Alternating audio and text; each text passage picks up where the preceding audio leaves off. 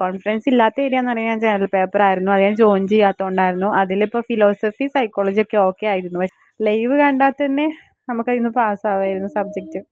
അത്രയും ഉപകാരം ഉണ്ടായിരുന്നു, യൂസ്ഫുൾ ആയിട്ടുണ്ട്.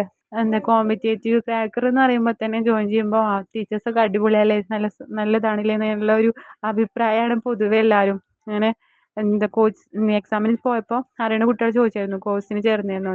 അപ്പം ഞാൻ സബ്ജക്ട് പേപ്പർ ജോയിൻ ചെയ്തിട്ടുണ്ടായിരുന്നു. കോമ്പറ്റേറ്റീവ് ക്രാക്കർ ആണെന്നൊക്കെ പറയുമ്പോൾ തന്നെ എല്ലാവർക്കും ഭയങ്കര അഭിപ്രായമുണ്ട്. മിസ്സേ, എക്സാം വലിയ കുഴപ്പമുണ്ടായിരുന്നില്ല. സബ്ജക്ട് പേപ്പർ എനിക്ക് previous year question papers solve ചെയ്തത് ഭയങ്കര യൂസ്ഫുൾ ആയിട്ട് തോന്നി. അതിന്ന് കുറേ ക്വസ്റ്റ്യൻസ് റിപ്പീറ്റഡ് ആയിട്ട് ചോദിച്ചിട്ടൊക്കെ ഉണ്ടായിരുന്നു.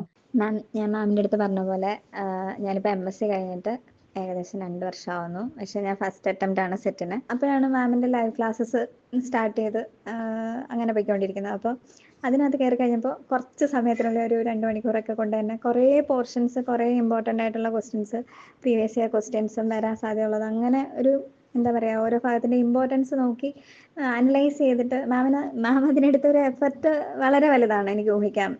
അവസാനത്തെ ദിവസത്തിന് തൊട്ട് മുൻപ് വരെയും എല്ലാം കൃത്യമായിട്ട് പറഞ്ഞ് ചെറിയ സമയം കൊണ്ട് അത്രയും കവർ ചെയ്തെടുക്കുക എന്ന് പറഞ്ഞത്, അതും എനിക്കത് ഇത്രയും കൂടി നിങ്ങളൊക്കെ പറഞ്ഞു തരണം എന്ന് കാണിച്ച ഒരു ഡെഡിക്കേഷനും ഭയങ്കരമാണ്. അതിനകത്ത് എനിക്ക് ഒരുപാട് താങ്ക്സ് പറയാനുണ്ട്. ഞാൻ ഭയങ്കര ഒരു പേടിയോടുകൂടി കണ്ടിരുന്ന ഒരു കാര്യമാണ് സബ്ജക്റ്റ് എങ്ങനെ ഇത്രയും കുറഞ്ഞ സമയത്തിനുള്ളിൽ കവർ ചെയ്തെടുത്ത് എന്താ പറയുക, ക്ലിയർ ചെയ്യാൻ പറ്റും എന്നുള്ളത്. ഇപ്പം ഞാൻ പ്രതീക്ഷിക്കുന്നു സെറ്റ് ക്ലിയർ ആവും എന്നുള്ളത്. ഒരുപാട് സന്തോഷം മിസ്സേ, ഒരുപാട് താങ്ക്സ്.